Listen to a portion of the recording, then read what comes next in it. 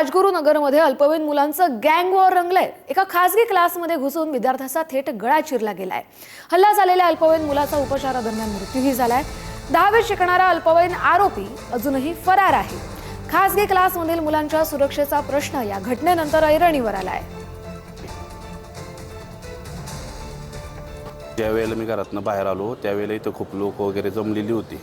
मॅडमच्या पूर्ण शरीराला रक्त लागलेलं होतं। तो पोरगा घाया होता, त्याच्या मानेला आणि पोटाला लागलेलं होतं।